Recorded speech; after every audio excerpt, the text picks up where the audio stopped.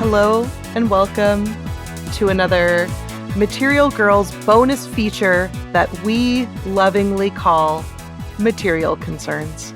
I'm Marcelle Cosman.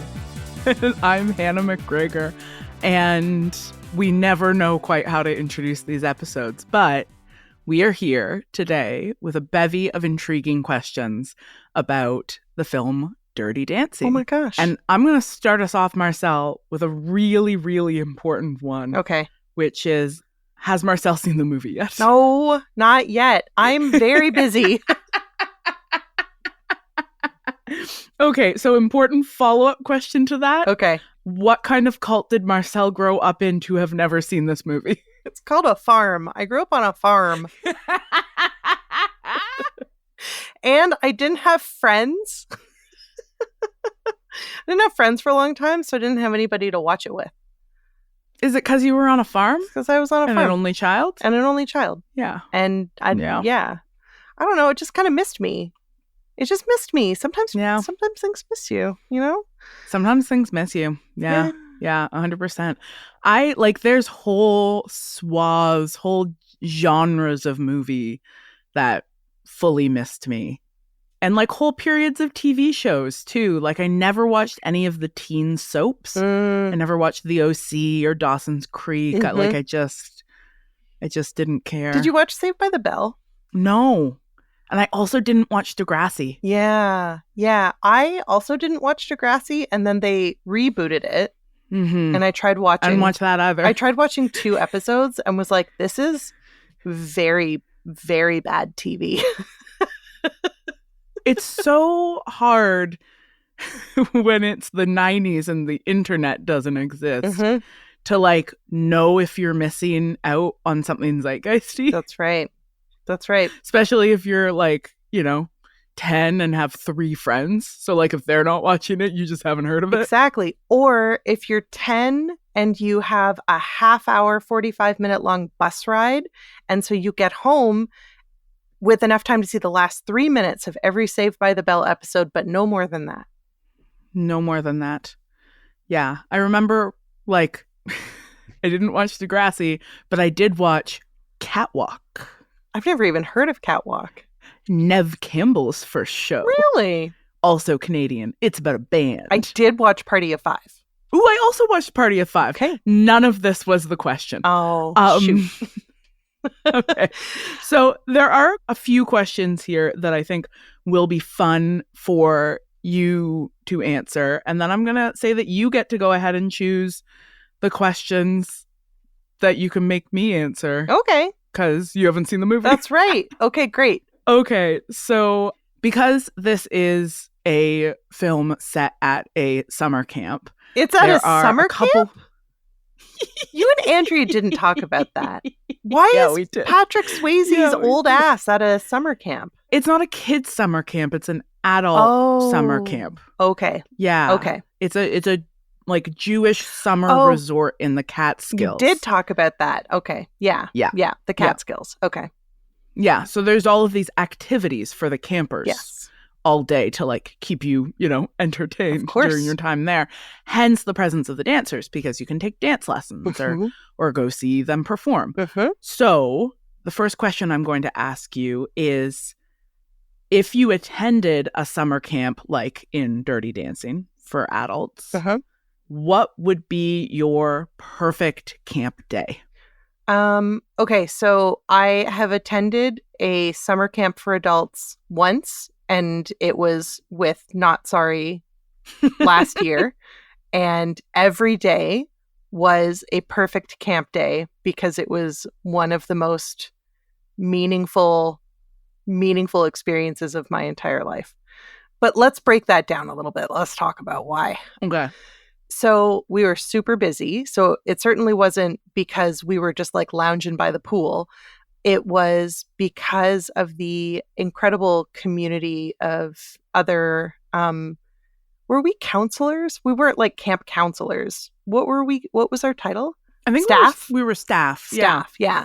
So the staff were just amazing. They're just the most amazing group of people I've ever had the pleasure of getting to know. Yeah. Like the opposite of the staff in Dirty Dancing. Okay, good to know. Good to know. They're like all the waiters are like asshole Ivy League guys who think they're too good for everybody else. Terrible. And are there to fuck to the daughters. So the activity that was the most meaningful for me, having never attended a real summer camp and never been a camp counselor, never anything like that, was in the evenings after all the campers went to bed, some of us would just gather over by the fire and we would just hang out and we'd just be silly. We'd just talk and share. And that was really nice. And we sang songs on the last night, or maybe every night. I don't even remember. There was a guitar and there were songs and there were kazoos. Yeah. So that. Do I wish I'd used the pool? Yes. If I could go back in time, I would have said, Marcel, if you don't deliberately make time for the pool, you will not use the pool. I wish I had done that. And then you'll regret it. Okay. I do need to be this guy and offer a slight clarification, which is that the kazoos and the singing and the guitar playing happened with all the campers before they went to bed. Yeah, sorry. Sorry. Yeah. I did the whole time isn't real.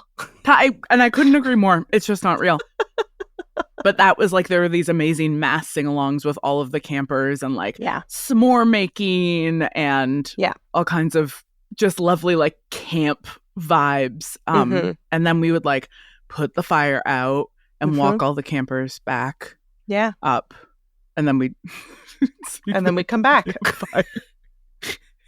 But okay, but here's what was so special about that to me as a person who's been to numerous campfires but never been to a camp. Nobody got like shit-faced. You know, there was no like, oh, how embarrassing! So and so's wasted. It was a dry camp. We were supposed to have alcohol. You know, this is all going to be public, right? Yes, but I haven't said anything wrong. My point is that it felt like the kind of opportunity that like some scenario would end up with like people getting like trashed and being sloppy. Yeah. Instead, it was just everybody was just having a good time. Yeah. And it was really, really very lovely.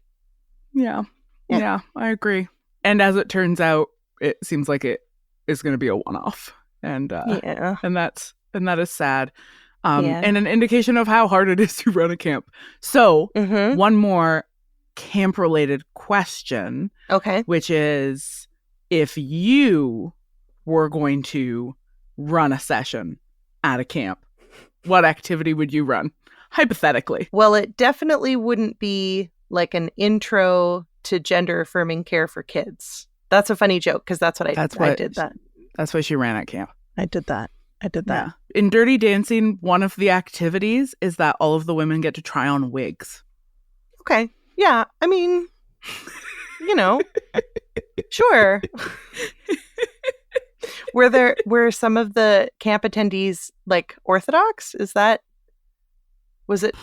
No. You know what? I just have to watch the movie. A great point that I did not consider. I have to watch the movie because I don't know the context. Yeah. Okay. What would I run if I could run anything? If I could run anything, I would do a talent show. Good. Yeah. Dirty Dancing ends with a talent show. Ah, perfect. Yeah.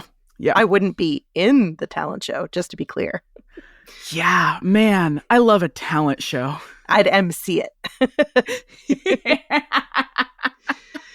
Yeah, you would, and you'd be very good at it. Thank you, because that's my talent. Yeah. Okay, Hannah, I have some questions. Throw me some substantive Dirty Dancing related questions. Okay. Have you seen the remake released a few years ago? And if so, what did you think? I haven't. Okay, which is surprising, I will say, only because it stars Romola Garai, who I love a great deal. She is in the miniseries adaptation of The Crimson Petal and the White, which is an excellent book, but I kind of think like an even better adaptation. It's really, really good. That's fun. It's set in Victorian England, and it is about Romola Garai plays the main character, whose name I can't remember, who's a sex worker who becomes the live-in mistress for this sort of upwardly aspiring businessman. And it ends up being about a kind of emerging friendship between her and his wife, who has been diagnosed with hysteria and is essentially being like yellow wallpapered. Whoa. And it's like really interested in the way that like sex work and marriage in a patriarchal culture are similarly unfree. It's really well done. And then she was also Emma in a BBC miniseries adaptation that I also really love. So I really, really like her. So I'll watch it at some point. Yeah, some of the question askers didn't enjoy it, so they were looking for some thoughts. Some affirmation. You know what? I understand from Andrea Warner that it is bad. Okay. Much like my stance on Jurassic Park, which is that the original movie is a masterpiece and everything that came after is pretty much trash. Andrea's stance is like the original Dirty Dancing is wonderful and every subsequent remake, stage adaptation, sequel, etc. has been pretty much garbage that seems to like miss the point of the thing it's adapting. That happens. It sure does. That happens. Oh, yeah. Okay, Hannah. Well, since Dirty Dancing is a masterpiece, not unlike the first Jurassic Park, what moment gives you the most joy in the movie? I think the moment that I like the most is there is a scene where Johnny is teaching Baby the dance routine that they have to do. And he's been like really focused on just like teaching her how to dance because like she starts knowing absolutely nothing. So it's been like really basics. Okay. Yeah, she has no dance experience and she steps in to cover this performance because Johnny's partner, his childhood best friend, needs to get an abortion. That's right. And so he's teaching her, I mean, the two of them, Penny and Johnny, are teaching her totally from scratch. And so it's been a lot of like, learn even like where your arms go and what the steps are and what the rhythms are. And then he's beginning to teach her the routine. And there's this sort of montage of one of the moves is he's standing behind her. Her back is to his chest. And he's supposed to run his hand sort of sensually down the side of her body. I think I've seen that. But every time he does it, it tickles. And so she keeps like, she's supposed to be being all like elegant and sexy. And every time she keeps like cracking up. And it's, Jennifer Grey is so perfect in it. Like it's such an encapsulation of how profoundly charming her performance is. But I also find it one of the sort of the most compelling scenes between the two of them. Where like you really get a sense both of like the playfulness of young love and also the awkwardness. And like it's such a charming moment that for me makes a lot of what follows feel earned because I find the chemistry between the two of them so convincing. I've been watching a lot of romance movies lately because we're recording the new season of Hot and Bothered. And I gotta say, chemistry between the leads cannot be taken for granted. No, it really can't. Not always there. You know, I feel like I was having this conversation with you and somebody else. It was about season 2 of Bridgerton. And you and the other person were talking about the chemistry that the two leads have and how it was so powerful. And I remember watching it, and sorry, everyone who hasn't seen it yet, almost wishing that I hadn't known that. Because already knowing that they were going to have chemistry sort of like had me like jumping the gun, like anticipating the chemistry in a way that I think often these sort of slow burn romances, like you have talked about before, there are expectations in the genre. Yeah. Right. And so like anybody who knows that this is a romance is going to know that these two characters are going to fall in love. But it made me wish that I had never encountered a romance before so that I could like just totally have my mind blown, you know? Really good examples of a genre kind of do that, don't they? They almost make you wish you didn't know the genre so that you could be surprised by it all over again. Yeah. Have you watched the first half of the new season? I have, yes. I've been keeping out of the discourse, I gotta say. Yeah. But like when it started, I was like, you guys are really gonna have to convince me on Penn and Colin. Like, I have not seen this chemistry at all in the previous seasons. And I gotta say, they did convince me. I was very surprised at how distasteful I found Colin. And I feel like this season was supposed to show us that he is a romantic lead, and it had very much the opposite effect for me. I was like, oh, he went away and became a douchebag. Penn? I think he's supposed to be a douchebag at the beginning and then like come around. Yeah. Okay. I think the idea is that he's being like a real like, I just came back from abroad and like, boy, do I have a bunch of it. And then like as he falls for her, he changes, right? So the like turning scene, I think, is supposed to be that scene where he's sitting with his bros in the club. Oh, yeah. Who he's been like trading fuck stories with. And then he just breaks down and is like, don't you hate that we have to pretend to not at all take seriously the most important relationships in our lives? And they're all like, what? I think that's supposed to be a turn where previously he's been an asshole and now he's like genuinely feeling something for somebody and is like, oh, this isn't how I want to like talk about women anymore. Yeah, I think that that's fair. I would have liked it if he just changed his sideburns, though, to give us a visual cue that he was no longer going to be a douchebag, you know? It's so hard to tell that somebody isn't a douchebag anymore when they still have sideburns. They're just, like, particularly pointy in this way that I'm like, how am I supposed to know? How dare you? How dare you? Yeah. And I was also, I guess now we're talking about Bridgerton season 3, but I was also ungovernable. I was also quite taken with Penelope's makeover because I was really like, what are they going to do? You know how makeover stories are awful?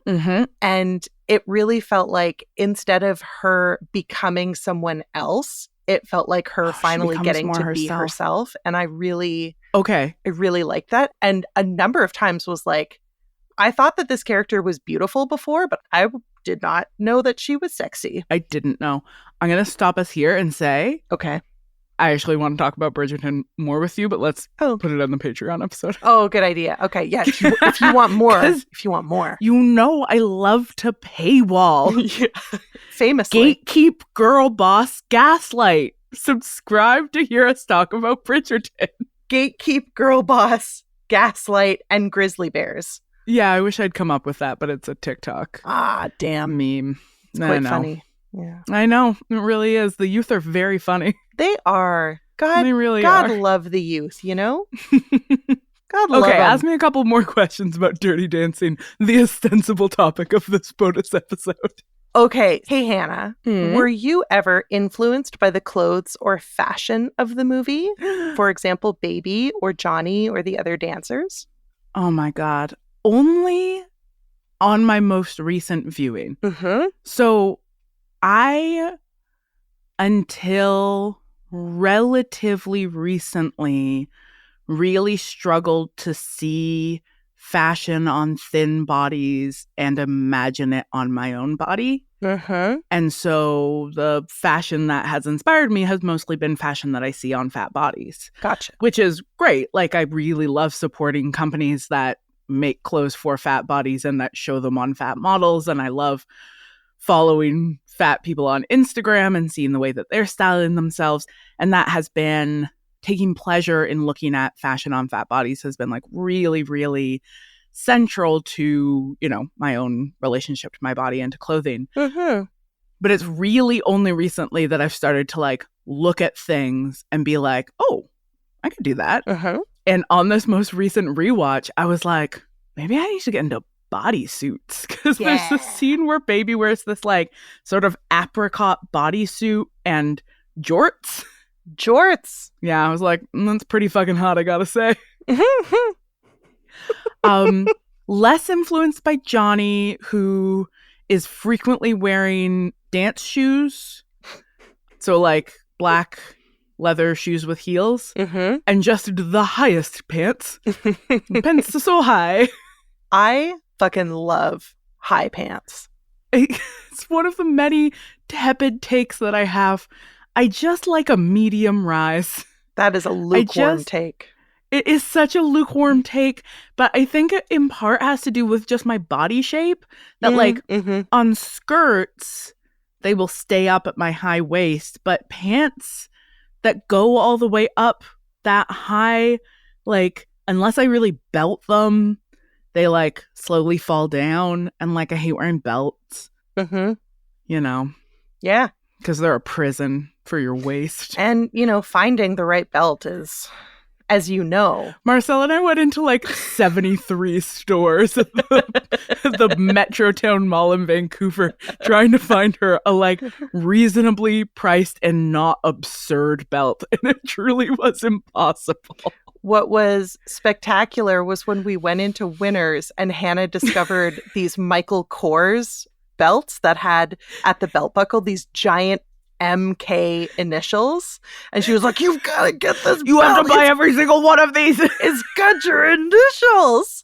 I was really trying to convince Marcel that in her 40s, her look is going to be wearing belts with huge buckles with her initials on them. And she was having none of it. I know. I am a real party pooper.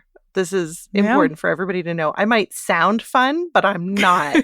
Not an ounce of whimsy in this bitch. Not even a little. Oh my goodness. God. My God. Okay. I'm going to answer one of these questions. Okay. One of the questions is baby even really in a corner? It's really more of a niche. And I need to say that Andrea was quite ill at the time that this book came out. Our podcast was one of the only pieces of media that she did about the book. She is much better now. She's recovering, much to our collective relief. But to celebrate the book, a small group of close friends went over to her apartment and we watched Dirty Dancing together.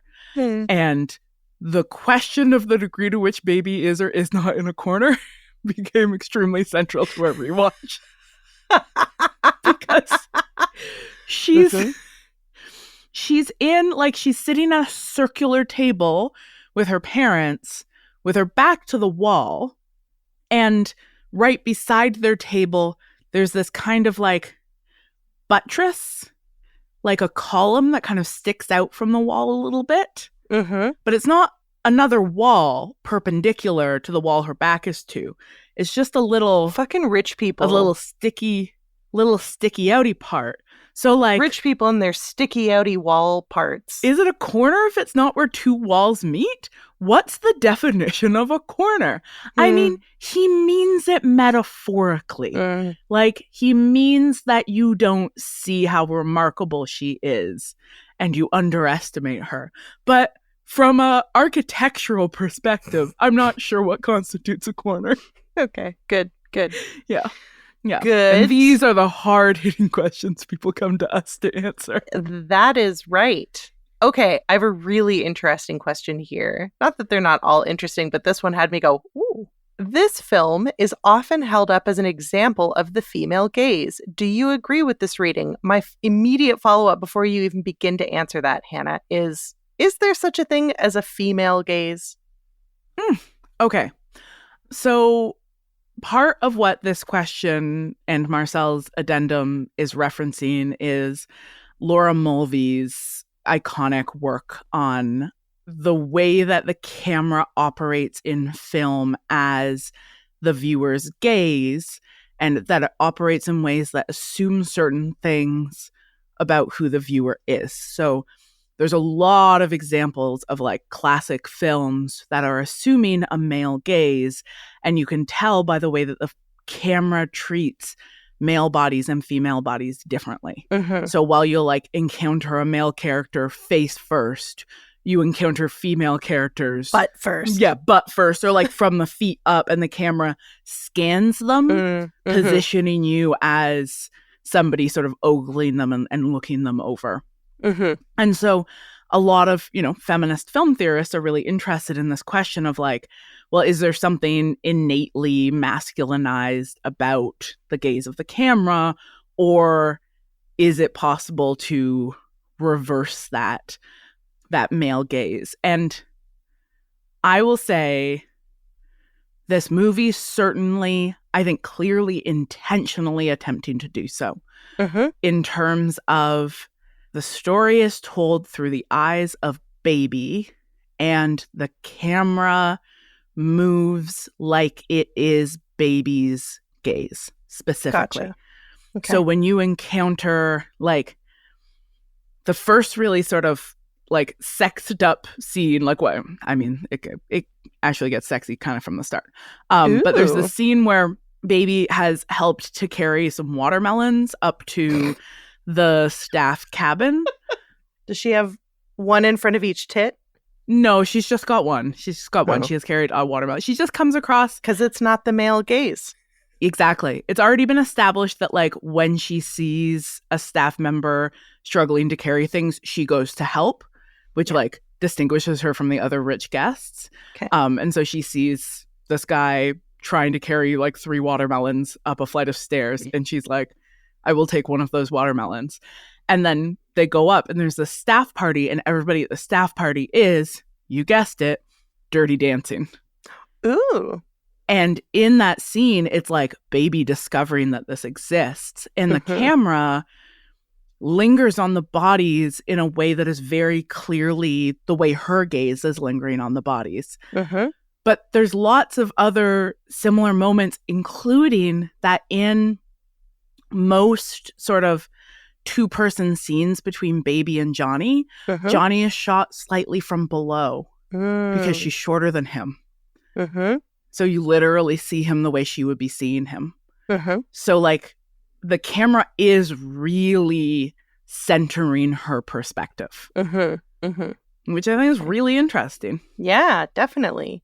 So the reason I was asking about whether or not the female gaze exists is because I am fully on board with Laura Mulvey's like intervention in film theory. And I think naming it the male gaze is intentional and deliberate. I don't even remember if it's like a book or an article. I don't think that she's essentializing the gaze as male. I think she's talking about the patriarchy. Yeah, she's talking about power. Yeah, and sexualizing like objectification. Women. Yeah, it's not about biological essentialism vis-a-vis the camera. That's right. And so for that reason, whenever I hear people talk about the female gaze, I'm always a little bit like, but I don't think that solves the problem. I think that there are a lot of different ways that we might name and identify the ways that the camera works to show us whose perspective it is representing. Yeah. And my lukewarm take is that maybe there are other names that might be more descriptive. This gaze is called Stephanie. Well, this gaze is called Baby. Baby's this gaze is called gaze. Baby. And I think that's really key, right? That like, it's not meant to be every woman's gaze, because part of what's important is that Baby sees Johnny differently than a lot of the other women do. Because a lot of the other women at the camp see him as, are objectifying him. Yeah. See him as a person to be used because That's he is right. working class and they are wealthy. Yeah. But Baby's not objectifying him. She's fascinated by him and she's turned on by him. Yeah. But it's not about dehumanizing him. And so, I think seeing that like the camera is centering her gaze and rendering her the subject of the film, I think is more accurate than just sort of a generalized like, the female gaze. Totally. Yeah. I remember when the first season of Outlander was airing and people talked about the female gaze. And I was like, but these are scenes of sexual assault. Why does the camera think that they are sexy? Why is the camera representing this experience in this way? There's a huge disconnect between what's happening and what the camera wants us to think is happening. And if that's the female gaze, I want fucking out. Yeah. Don't like it. Yeah, I mean, I often feel that way about gender, though.